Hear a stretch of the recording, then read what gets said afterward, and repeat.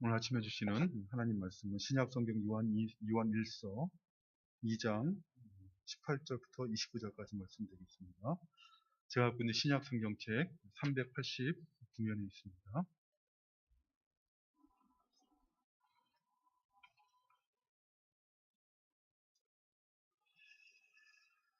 오늘 본문 말씀 찾으신 줄 알고 요한 1서 2장 18절부터 마지막 29절까지 말씀 봉독해드립니다.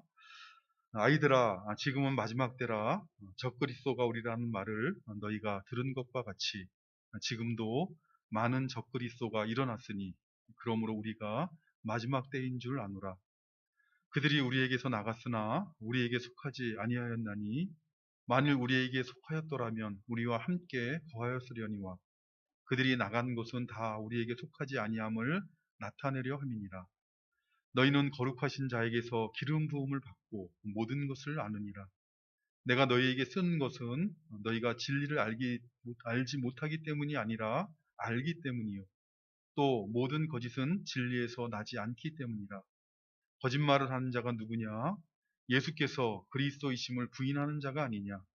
아버지와 아들을 부인하는 그가 적그리스도니 아들을 부인하는 자에게는 또한 아버지가 없으되 아들을 시인하는 자에게는 아버지도 있느니라. 너희는 처음부터 들은 것을 너희 안에 거하게 하라. 처음부터 들은 것이 너희 안에 거하면 너희가 아들과 아버지 안에 거하리라.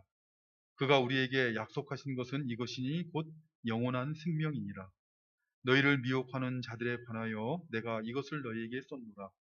너희는 주께 받은 바 기름 부음이 너희 안에 거하나니 아무도 너희를 가르칠 필요가 없고 오직 그의 기름 부음이 모든 것을 너희에게 가르치며 또 참되고 거짓이 없으니 너희를 가르치신 그대로 주 안에 거하라. 자녀들아 이제 그의 안에 거하라. 이는 주께서 나타나신 바 되면 그가 강림하실 때에 우리로 담대함을 얻어 그 앞에서 부끄럽지 않게 하려 함이라. 너희가 그가 의로우신 줄을 알면 의를 행하는 자마다 그에게서 난 줄을 알리라. 아멘.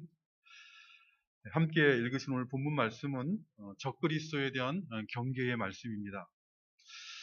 이제까지 앞에서 사도 요한은 형제 사랑에 대해서, 형제 사랑하는 그 세 계명에 대해서 교훈을 하였는데 왜 갑자기 이어진 오늘 본문에서 사도 요한이 이렇게 적그리스도에 대해 경계할 것을 교훈하게 된 것이겠습니까? 요한일서 문맥상 그 이유는 적그리스도에게 미혹을 당하게 되면 형제를 참으로 참되게 사랑할 수가 없게 되고 신자들 간에 참된 믿음의 교제를 할 수 없기 때문에 그렇습니다. 사도 요한이 이 요한일서를 기록할 당시 특별히 적그리스도는 바로 영육, 이원론으로 신앙을 해석하고 가르치던 영지주의자들이었습니다. 이 영주주의라 할 때 여러 분파가 있는데 당시 교회 안에 들어와 있던 영주주의자들은 가르치기를 사람의 영혼, 영적인 것은 본질적으로 아주 선한 것이고 육체, 몸 또는 물질 이런 것들은 다 본질적으로 악한 것이다 이렇게 가르쳤습니다. 그렇기 때문에 몸은 물질은 악한 것이고 영혼, 영적인 것은 선한 것이기 때문에 구원이라는 것은 영혼만 구원받는 것이고 본질적으로 악한 육체는 구원을 받는 것이 아니다 이렇게 가르쳤습니다. 근데 이러한 가르침은 단순히 영혼은 영적인 것은 선한 것이고 물질적인 것, 사람의 육체는 악한 것이다 라는 이 가르침으로 끝이 나는 것이 아니라 사람의 가르침이라는 것은 사람의 생각이라는 것은 그의 삶을 지배하게 되어 있습니다. 그러니까 그들은 육체는 몸은 본질적으로 악한 것이라 이렇게 가르쳤으니 실제적인 삶에 있어서 어떻게 되겠습니까? 이 몸이라는 것은 육체는 악한 것이라 이렇게 몸으로 죄를 짓다 보니 몸은 악한 것이 아니냐 이렇게 생각하는 것이죠. 그래서 육체는 죄에서 벗어날 수 없다 이렇게 생각했습니다. 육체는 죄에서 벗어날 수가 없으니 본질적으로 악한 것이니 어떻게 죄에서 벗어나겠느냐. 그러니 육체로 죄를 짓는 것은 당연하다 이렇게 생각했습니다. 그래서 이 당시에 적그리스도라 할 수 있는 이 영지주의에 빠지게 되면 육체를 가지고 살아가는 사람이 육체를 통해 추구하는 죄악들, 육신의 정욕과 안목의 정욕과 이생의 자랑을 구하며 사는 것은 어쩔 수 없는 것이다 라고 이렇게 생각하면서 그러한 삶을 신앙적으로 정당화하였습니다. 영혼만 구원받으면 되지, 우리의 육신은 원래 죄, 본질적으로 악한 것이니, 죄 짓는 것이 원래 그 성향이니 어떻게 죄로부터 벗어날 수 있겠느냐. 몸으로, 육신으로 죄를 짓는 것은 당연한 것이다 라고 정당했다는 것입니다. 예수님을 믿는 신자가 되었을지라도 죄가 역사하는 육체를 가지고 살아가는 사람은 세상을 사랑하며 살아갈 수밖에 없다라고 하면서, 그래서 하나님의 사랑으로부터 멀어지게 하고 형제의 사랑으로 나아가지 못하도록 하는 것이 결국 적그리스도의 가르침의 결론이었던 것이죠. 그러므로 형제의 사랑과 관련하여서 세상을 사랑하지 말라고 교훈하고 있던 사도 요한은 이 적그리스도의 가르침에 대한 견계를 하지 않을 수가 없게 된 것입니다. 적그리스도를 따르는 사람은, 적그리스도에게 미혹된 사람은 형제를 사랑할 수가 없다는 것입니다. 왜 그렇습니까? 형제의 사랑이라는 것은, 그것은 하나님의 진리에 순종하는 것이기 때문에 그렇습니다. 하나님의 진리를 떠나게 되면 사람들끼리 서로 사랑한다라고 할지 말을 모르지만, 그러나 하나님께서 인정하신다는 의미에서는 결코 형제의 사랑이라는 것이 있을 수가 없는 것입니다. 이렇게 생각해 보십시오. 대개 부모들은 자녀들을 사랑하죠. 자녀를 사랑하지 않는 부모는 그가 미친 사람이 아닌 이상 한 사람도 없을 것입니다. 근데 부모가 자녀를 사랑한다는 것이 때로는 맹목적이 되어서 무엇을 해도 사랑합니다. 어떻게 해도 사랑합니다. 무엇을 해도 가장 좋게 생각해주고 어떤 일을 해도 가장 좋게 해석을 해주는 것입니다. 그래서 우리가 때로는 그런 것들을 실제로 보게 되는데, 그 결과가 어떻게 됩니까? 그래서 자식을 망치게 하는 것이죠. 물론 부모 눈에 부족하고 여린 자식에게 그가 조금 부족하다고, 조금 모자라다고 사사건건 간섭하고 그 잘못을 고쳐준다고 잔소리 아닌 잔소리를 하는 것은 사랑이 아닙니다. 사랑은 오래 참고 무례히 행치 아니하고, 그리고 모든 것을 믿는 것이기 때문에 그렇습니다. 그러나 동시에 사랑은 불의를 기뻐하지 아니하며 진리와 함께 기뻐하는 것입니다. 불의를 행하고 있는데, 하나님 앞에 바르지 못한 일을 행하는데 그것을 가장 좋게 생각해주고 가장 좋게 해석해주면 그것은 진정한 의미에서 사랑이 아닙니다. 진리를 벗어나서 이기심만 채우는 그런 세상을 따라가는 자녀에게 잘한다, 잘한다 라고 칭찬하는 것은, 그것은 사랑이 아니라 자녀를 망치는 것입니다. 신자들이 오해하기 쉬운 것 중에 하나가 바로 이 사랑에 대한 것입니다. 하나님의 사랑을 오해한다는 것이죠. 하나님께서는 하나님의 백성을 무조건 사랑하신다는 말을 오해해서 하나님의 백성들은 죄를 지어도 하나님께서 용납하신다는 말로 이렇게 오해한다는 것입니다. 그러나 한번 생각해 보십시오. 구약의 하나님의 백성이었던 이스라엘을 생각해 보십시오. 이스라엘 백성들은 하나님의 택하심을 입어서 선민의식이 있었습니다. 하나님의 택하신 백성이기에 자신들은 특별한 하나님의 사랑을 받은 백성이라고 생각하였습니다. 맞습니다. 하나님께서는 구약시대 이스라엘을 택하시고 그들을 사랑하셨습니다. 그러나 그런 하나님의 사랑을 그들이 죄를 지어도 하나님께서 눈 감아주시고 용서하신다는 말로 이해하는 것은, 그것은 영적으로 눈이 먼 장님들이 무엇을 보는 것처럼 하는 말과 같은 것입니다. 지난 주간에 우리가 성경 통독 문답주를 하면서 살펴본 출애굽기 32장을 보면 금송아지 사건이 기록되어 있죠. 모세가 십계명을 받으러 시내산에 올라간 사이에 시내산 밑에 있던 이스라엘 백성들은 모세가 더디 내려오자 기다리지 못하고 금송아지를 만들어 섬겼습니다. 그러자 하나님께서는 어떻게 하십니까? 하나님은 진노하셔서 그들을 멸하시고 모세를 통해 큰 나라를 세우겠다, 이렇게 말씀하십니다.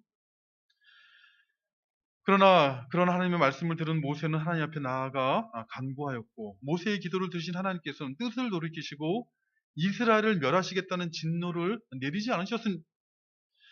그러나 그렇다고 해서 오해하지 말라는 것이죠. 하나님이 그렇기 때문에 그들의 죄악을 용납하셨다라고 오해하지 말라는 것입니다. 그러면은 금송아지 우상을 만들어 섬겨도 하나님이 사랑하시니 괜찮다라고 주님께서, 여호와께서 말씀하셨습니까? 하나님께서는 모세를 통해서 이스라엘 백성 중에 그 뜻을 돌이키시고 진노를 내리지 않으셨으나 모세를 통해서 이스라엘 백성 중에 3,000명을 죽이게 하셨습니다. 하나님 비록 다 멸하지는 않으셨지만 금송아지를 만들어 섬긴 죄악에 대한 하나님의 분노, 하나님의 진노가 무엇인가를 그들에게 분명히 보이시고 보응을 하신 것입니다.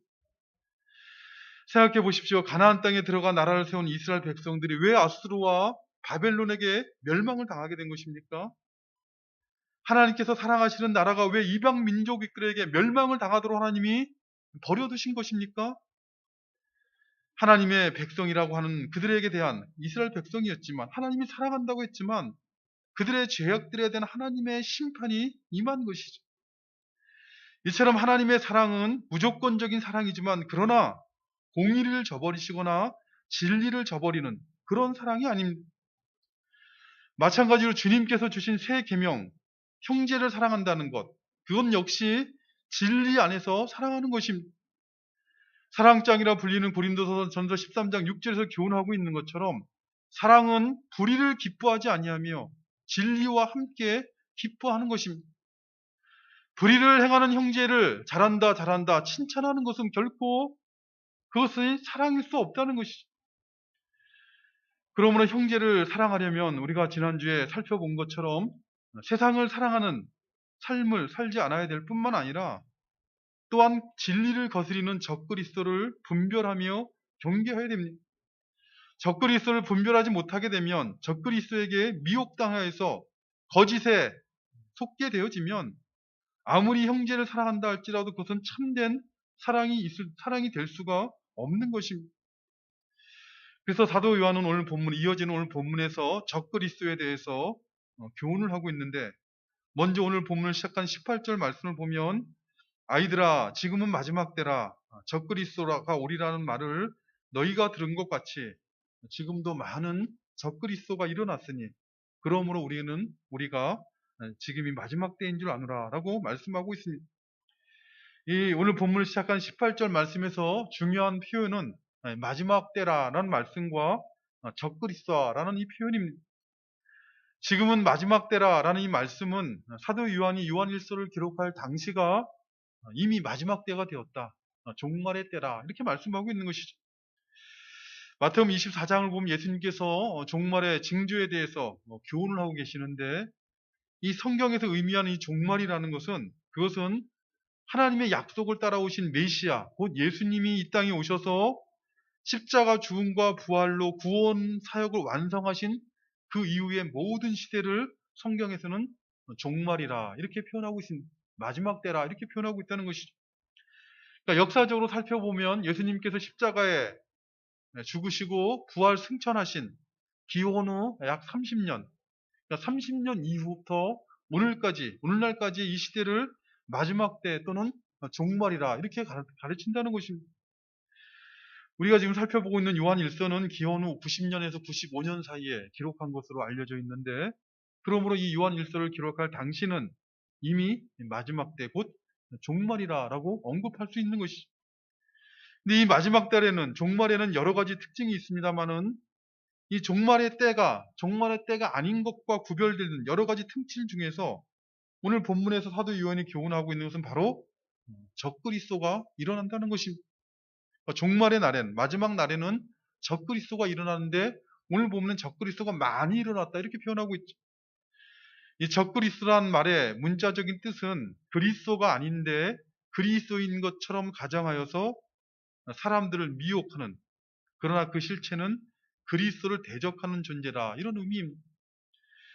성경에서는 이 적그리스도라는 말을 두 가지 의미로 사용하고 있는데 좁은 의미에서는 특정한 한 인물을 가리치는 특정한 한 사람, 한 인물, 한 인격체를 가르치는 의미로 사용되기도 하고 또 다른 의미에서 넓은 의미에서는 이 적그리스도를 어떤 한 특정한 인물이나 인격체를 의미하는 것이 아니라 원리적인 의미로 적그리스도라는 말을 씁니다.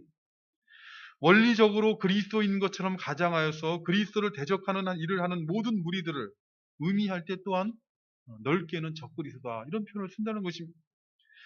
사단의 도구로 사용되어서 진리를 왜곡하며 대적하는 거짓 선생과 거짓 교사들, 수많은 이단의 세력들을 넓은 의미에서는 성경에선 적그리스도다 이렇게 표현하고 있다는 것입니다. 예를 들면 사도 바울이 데살로니가후서 2장에서 멸망의 자식 또는 불법의 사람이라고 이렇게 특정하게 언급하고 있는 특정한 사람, 특정한 인물, 또는 요한계시록에서 사도 요한이 붉은 용 또는 짐승이라고 표현하고 있는 이 특정한 존재가 바로 한 인물, 특정한 인물로서의 한 개인을 의미하는 적그리스도입니다. 그러니까 이러한 의미에서 적그리스도는 여럿이 아니라 단 하나의 인격체이고, 이러한 의미에서 적그리스도의 실체는 예수님의 재림하시기 직전에, 예수님 바로 재림하시는 그때에 그 실체가 드러난다라고 성경이 가르치고 있습니다.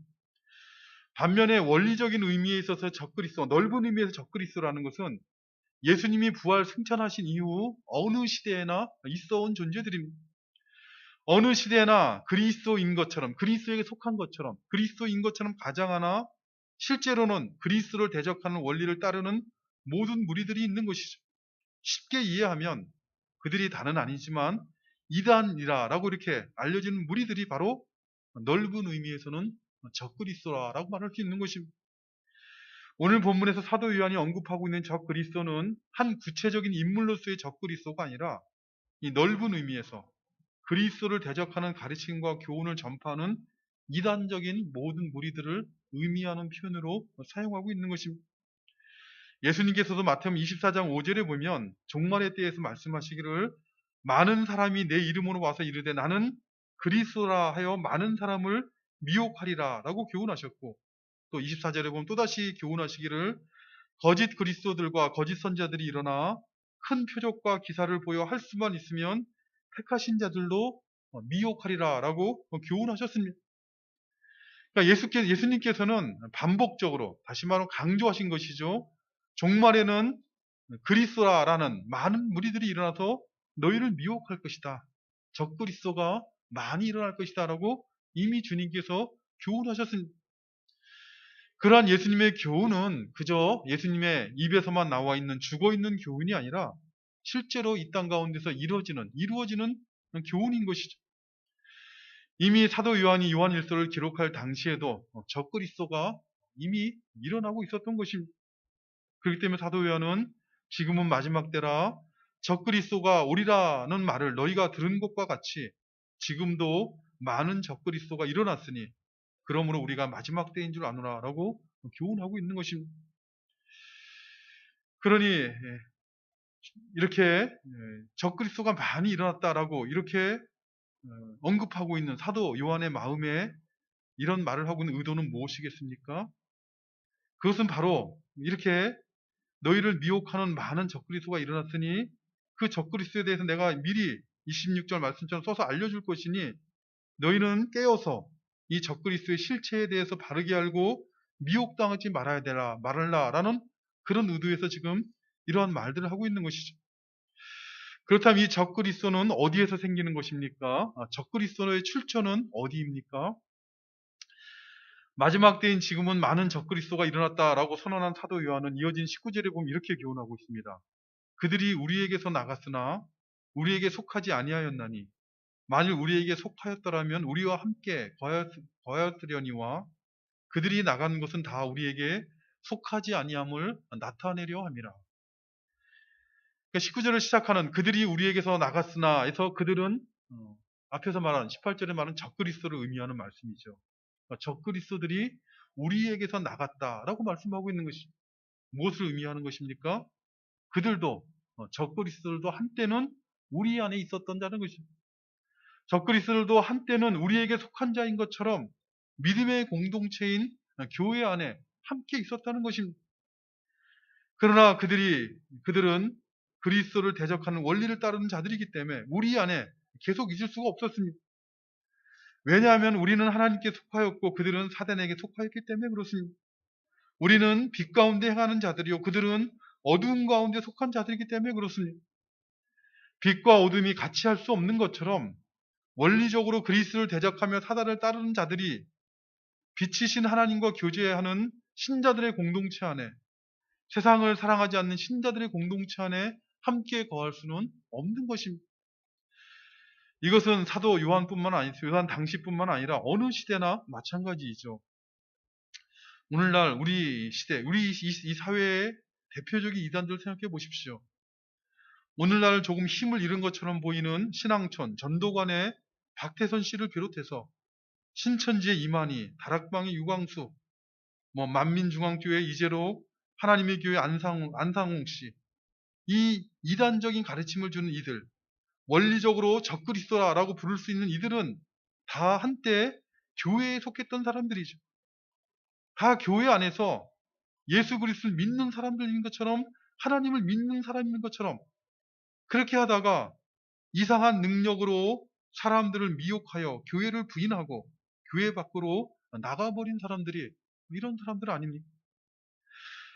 그렇기 때문에 사도 요한은 요한일서 4장 1절에서 사랑하는 자들아 영을 다 믿지 말고 오직 영들이 하나님께 속하였나 분별하라.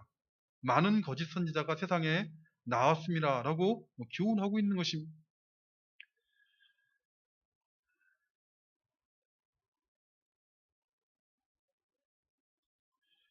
어떤 특별한 영적인 현상들이 일어날 때 그것들을 다 믿지 말라는 것입니다. 사람들이 미혹당하는 이유는 사단의 역사를 따라 일어나는 영적인 현상들의 마음이 빼앗겼기 때문에 그런 것이죠. 신앙의 이름으로 일어난 어떤 영적인 현상들이 일어날 때 그것들에게 미혹당하지 말고 그것이 참으로 하나님께 속한 것인지 분별하라는 것입니다. 종말의 시대는 적그리스도의 원리를 따른 거짓 선지자들이 사단의 힘을 빌어서 사람들을 미혹하게 하는 일들을 행할 것이기 때문에 그렇습니다. 어떤 특별한 기적을, 병을 낫게 하든지 사람들이 행할 수 없는 어떤 특별한 기적을 행하여 미혹을 할 수도 있고, 때로는 어떤 특별한 말로 특별히 사람의 부패한 마음들, 육신의 정욕과 안목의 정욕과 이생의 자랑을 추구하는 그들의 마음의 욕심을 채워준다는 미혹의 말들을 함으로 사람들을 미혹하는 것입니다. 그렇다면 사도 요한이 이렇게 당시 적그리스도라고 부르던 자들은 도대체 어떤 사람들이고 그들은 무엇을 가르친 것입니까? 오늘 보면 22절과 23절을 보면 거짓말하는 자가 누구냐? 예수께서 그리스도이심을 부인하는 자가 아니냐? 아버지와 아들을 부인하는 그가 적그리스도니 아들을 부인하는 자에게는 또한 아버지가 없으되 아들을 시인하는 자에게는 아버지도 있느니라 라고 교훈하고 있습니다. 요한 당시에 요한이 말한 적그리스도는 앞에서 말씀드린 것처럼 영지주자들이었습니다. 그들은 진리에 속하지 아니하였기 때문에 거짓말을 하였습니다. 진리라는 것은 무엇입니까? 진리라는 것은 똑똑한 사람들, 지혜 있는 사람들이 말하는 것이 진리가 아니라 진리는 하나님의 말씀이 진리입니다. 그들은 하나님의 말씀에 대해서 무지하였고 그래서 하나님의 말씀을 대적하였습니다. 그래서 영지주의자들인 그들이 하는 말을 들어보면 사람들이 들을 때는 그럴듯한 말로 들렸을지 모르지만 그러나 하나님의 말씀에 비추어 보면 거짓말이었다는 것입니다.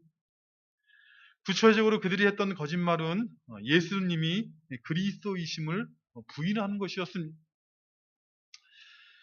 우리가 예수 그리스도라 이렇게 부르는데 거기서 예수님 할 때 예수란 말은 예수님이란 뜻은 요셉과 정혼한 마리아가 낳은 아기, 몸을 가지고 태어난 아기의 이름이죠.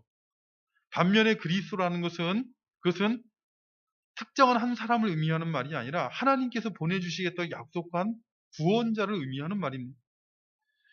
그러니까 성경은 우리에게 교훈하기를 마리아가 성령으로 잉태하여 낳은 아기인 예수님, 그분이 바로 하나님께서 약속하여 보내주신 메시아, 그리스도시다라고 교훈하고 있습니다. 그러나 영혼은 선하나 육체나 물질은 악한 것이라 라고 생각하는 영지주의자들은 하나님께서 보내주신다고 약속하신 그리스도가 악한 물질인 사람의 몸을 입을 수가 없다라고 그렇게 생각하고 주장을 하였습니다. 그러니 예수님은 하나님께서 보내주시겠다고 약속하신 그리스도가 아니라라고 그렇게 주장했습니다. 하나님의 아들이신 그리스도는 그 본질이 악한 육체, 몸을 입고 오실 수가 없다. 사람의 몸을 입을 수가 없다라고 그렇게 가르친 것입니다. 만일 그렇게 되면 어떻게 되는 것입니까? 그것은 성경의 하나님을 부인하고 성경의 예수 그리스도를 부인하게 되는 것이죠. 예수님이 그리스도가 아니시라면 예수님의 십자가 죽음은 대속적인 죽음이 될 수가 없습니다. 예수님께서 대속적인 죽음을 당하지 않으셨다면 예수님을 믿는 신자들의 구원은 헛된 것이 되고 말 것입니다. 더군다나 예수님이 그리스도가 아니시라면 그리스도를 보내주시겠다고 하신 하나님은 거짓말쟁이가 되고 마는 것입니다. 근데 그런 일을 누가 하는 것입니까? 사단 마귀가 하는 것이죠. 사단 마귀의 일인 것입니다.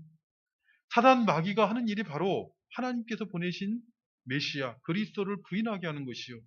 그래서 그 하나님을 대적하게 하는 것. 그것이 바로 사단 마귀가 하는 일이 아니겠습니까? 근데 그들은 왜 이렇게 예수님이 그리스도이심을 부인하게 된 것입니까? 예수님이 그리스도이심을 부인해야, 그래야 자신들의 주장, 영혼은 선하고 물질은, 육체는 악하다는 자신들의 주장을 계속할 수 있는 것이죠. 그래야 그들은 육체를 가지고 육신의 정욕과 안목의 정욕과 이생의 자랑을 추구하는 그러한 삶을 살아가는 것을 신앙적으로 정당할 수가 있었기 때문입니다. 이러한 적그리스도의 미혹에 대해서 사도 요한은 신자들에게 어떻게 대응하며 가르치고 있습니까? 먼저 이렇게 20절에 보면 이렇게 말씀하고 있죠. 너희는 거룩하신 자에게서 기름 부음을 받고 모든 것을 아느니라.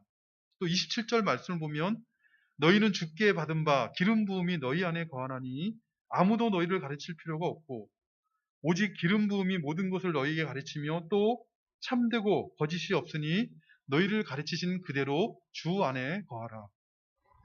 한마디로 말하면 사도 요한은 신자들에게 너희는 안다 이렇게 말하고 있습니다. 너희가 알고 있기 때문에 내가 너희를 가르칠 필요가 없다는 것입니다. 어떻게 알고 있다고 말하고 있습니까? 너희는 거룩하신 자에게 기름 부음을 받았기 때문에, 너희는 주께 받은 바 기름 부음이 너희 안에 거하기 때문에 너희는 알고 있고 가르칠 필요가 없다 이렇게 말씀하고 있습니다. 여기서 기름 부음이란 우리가 아는 것처럼 성령의 내주를 의미하는 것입니다. 하나님의 안에 거하는 신자들, 예수님을 믿고 구원받은 모든 신자들 안에는 성령 하나님이 그 안에 내주하십니다. 우리가 신앙생활하면서 여러 가지 신비한 일들에 대해서 얘기하지만 신앙의 신비 중에 가장 큰 신비 중에 하나가 바로 예수님을 믿는 신자 안에는 하나님의 영이신 성령이 그 안에 내주하신다는 가르침입니다. 요한복음 14장을 보면 십자가를 앞두신 주님께서는 제자들에게 약속하시기를 아버지 하나님께서 또 다른 보혜사를 너희에게 주사 영원토록 너희와 함께 있게 하시리니 그는 진리의 영이라. 세상은 능히 그를 받지 못하나니 이는 그를 보지도 못하고 알지도 못함이라. 그러나 너희는 그를 아나니 그는 너희와 함께 거하시며 또 너희 속에 계시겠습니다 라고 약속하셨습니다. 그러니까 주님께서 약속하신 영원토록 너희와 함께 있게 하시겠다고 하신 그 진리의 영이 바로 성령 하나님이신 것이죠. 사도 바울도 그렇기 때문에 로마서 8장 9절에 보면 이렇게 로마 교회에게 말합니다. 만일 너희 속에 하나님의 영 곧 성령님이 거하시면 너희가 육신에 있지 아니하고 영에 있나니 누구든지 그리스도의 영 곧 성령님이 없으면 그리스도의 사람이 아니라라고 교훈을 하고 있습니다. 우리는 신자는 어떤 사람이냐 이렇게 물어보면 예수 그리스도를 믿고 구원받은 사람이라 이렇게 표현을 하지만 사도 바울은 로마서 8장 9절에서 신자는 성령 하나님이 그 안에 거하시는 사람이라 이렇게 교훈하고 있는 것입니다. 이렇게 신자들 안에는 성령께서 거하시는데 성령께서 신자들 안에 거하시며 하시는 일이 무엇입니까? 성령님을 보내주시겠다고 약속하신 주님께서는 요한복음 14장 26절에 이렇게 말씀하십니다. 보혜사 곧 아버지께서 내 이름으로 보내실 성령 그가 너희에게 모든 것을 가르치고 내가 너희에게 말한 모든 것을 생각나게 하리라 라고 교훈하셨습니다. 이것이 얼마나 중요한지 그 다음 장인 요한복음 16장 13절에 또다시 말씀하시기를 그러나 진리의 성령이 오시면 그가 너희를 모든 진리 가운데로 인도하시리니 그가 스스로 말하지 않고 오직 듣는 것을 말하시며 장래 일을 너희에게 알리시리라 라고 교훈하였습니다. 성도들 안에 내주하시는 성령께서 하시는 가장 중요한 일은 그것은 무슨 특별한 은사를 일으키는 것이 아니라 신자들을 가르치시고 생각나게 하셔서 진리 가운데로 인도하시는 일을 하시는 것입니다. 그렇기 때문에 오늘 본문에서 사도 요한은 20절에 보면 너희는 거룩하신 자에게서 기름 부음을 받고 모든 것을 아느니라 이렇게 말씀하고 있는 것이고 27절에서는 너희는 주께 받은 바 기름 부음이 너희 안에 거하나니 아무도 너희를 가르칠 필요가 없고 오직 그의 기름 부음이 모든 것을 너희에게 가르치며 또 참되고 거짓이 없다. 이렇게 교훈하고 있는 것입니다. 물론 이 말씀은 기름 부음을 받은 신자들, 성령이 그 안에 내주하신 신자들은 모든 것을 다 안다라는 그런 의미는 결코 아닙니다. 신자가 되었다고 무슨 물리학적인 그런 지식들, 의학 지식들, 법학 지식들 모든 것을 다 알게 된다라는 의미도 아니요. 또 하나님처럼 모든 것을 다 안다라는 그런 의미도 아닙니다. 뿐만 아니라 아무도 너희를 가르칠 필요가 없다고 해서 문자 그대로 누구에게도 배울 필요가 없다라는 그런 의미는 결코 아닙니다. 여기서 기름 부음을 받은 너희는 모든 것을 안다. 이 말씀은 그렇기 때문에 아무도 너희를 가르칠 필요가 없다. 이 말씀은 적그리스도와 적그리스도의 가르침과 관련해서 지금 이런 말을 하고 있는 것입니다. 당시 영지주의자들의 가르침과 관련해서 아무도 너희를 가르칠 필요가 없다. 이렇게 말씀하고 있는 것입니다. 구체적으로 말하면 예수님이 그리스도심을 부인하는 당시의 영지주의자들, 당시의 적그리스도인 영지주의자들의 가르침이 잘못되었던 것을 너희에게 가르칠 필요가 없다라고 말하고 있는 것입니다. 왜 그렇습니까? 신자라면 다 아는 것이기 때문에 그렇습니다. 성령께서 거듭나게 하시는 것이죠. 신자들이 거듭나 하나님을 믿고 구원받게 되는 것은 성령께서 거듭나게 하시는 것인데 성령께서 거듭나게 하셔서 예수 그리스도를 믿고 구원받은 신자라면 예수님이 그리스도시라는 것은 너무나 자명하고 명백한 것이라는 것이 성령께서 거듭나게 하실 때 가르치시는 중요한 교훈이 바로 예수님이 그리스도시라는 그런 교훈이기 때문에 성령으로 거듭난 신자에게는 그것을 가르칠 필요가 없다는 것입니다.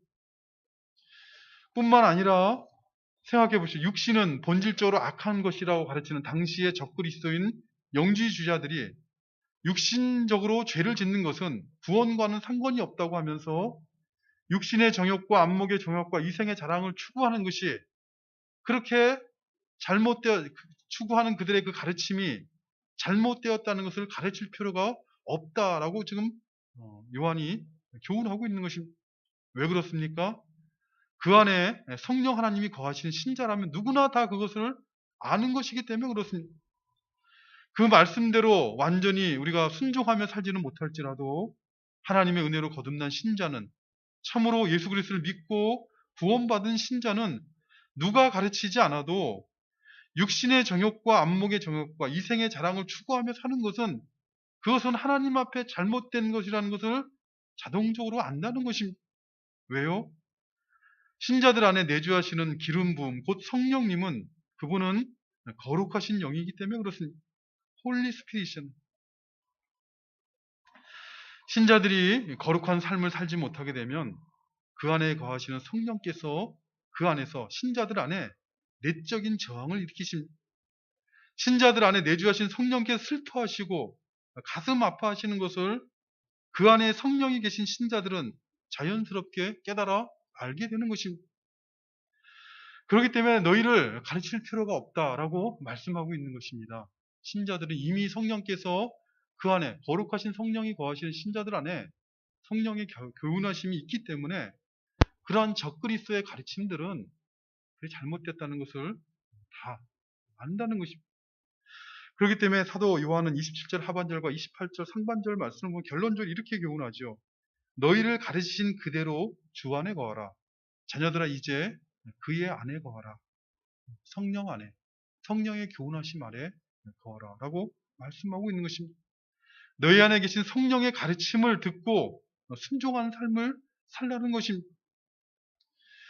구체적으로 말하면 형제를 미워하지 말고 형제를 사랑하는 삶을 살 것이요.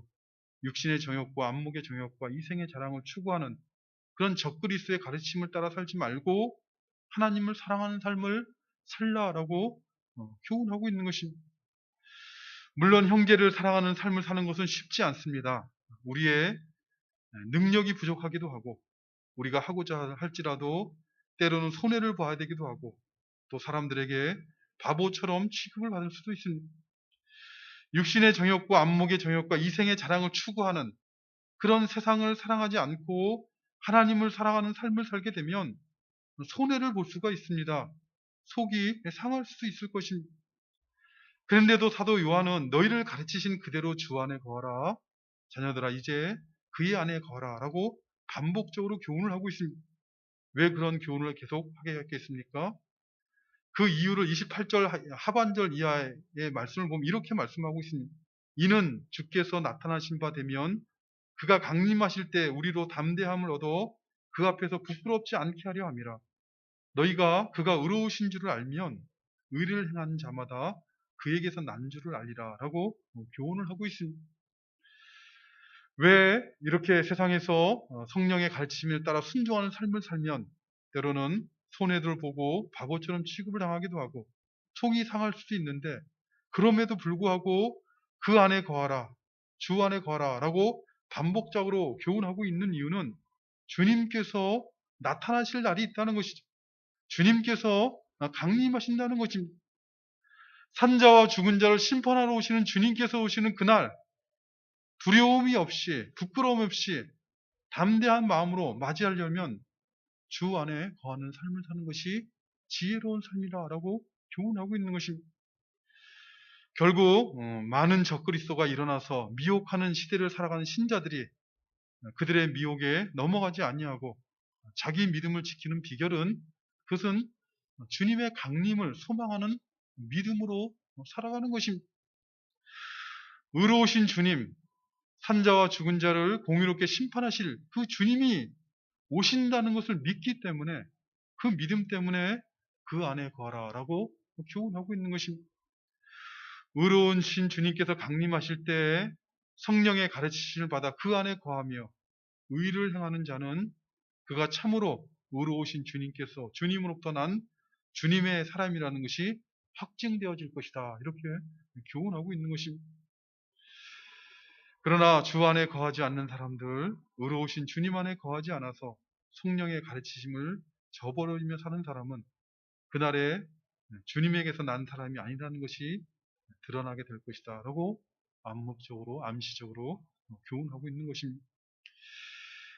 적그리스도의 미혹이 이미 사도 요한 시대부터 많은 적그리스도가 일어났다라고 말씀하고 있는 것처럼 오늘날도 적그리스도의 미혹이 역사하여서 신자들의 신앙을 무디게 하고 신자들로 하여금 하나님으로부터 멀어지게 하는 참으로 영적으로 혼란한 시대를 우리가 살아가고 있다는 것을 늘 깨어서 인식하시고 그런 시대 가운데서 그 무엇보다도 우리 안에 계신 성령께서 우리에게 가르치시는 대로 믿음의 양심, 신앙의 양심을 지키면서 주님 안에 거하는 그런 복된 삶을 살아가는 우리 모두가 되시기를 간절히 바라는 것입니다. 아버지 하나님 감사합니다. 오늘도 저희들에게 생명을 주시고 또 금보다 귀한 믿음 주셔서 그저 이 어두운 세상 가운데서 살아갈 때 땅만 바라보지 아니하고 믿음의 눈을 떠서 하늘을 바라보며 하늘을 소망하며 그 하늘을 향하여 믿음으로 순례의 길을 걸어갈 수 있도록 은혜 베풀어 주심을 감사드리옵나이다. 참으로 날마다 성령으로 우리 가운데 교훈하시고 또 깨닫게 하여 주셔서 선악을 분별하게 하시며 적그리스도의 미혹이 역사하는 이 혼란한 시대 가운데서 사람의 목소리가 아니라 성령의 교훈을 따라서 주님을 섬기는 삶을 살아가는 저희들 되도록 그래서 참으로 우리 안에서 계시는 성령의 교훈하심을 따라 살아가는 것이 얼마나 복되고 또 복된 삶을 사는 것인가 하는 것을 알아가며 감사하는 삶을 살아가는 저들 되도록 도와주시옵소서. 예수님의 이름으로 기도드리옵나이다. 아멘.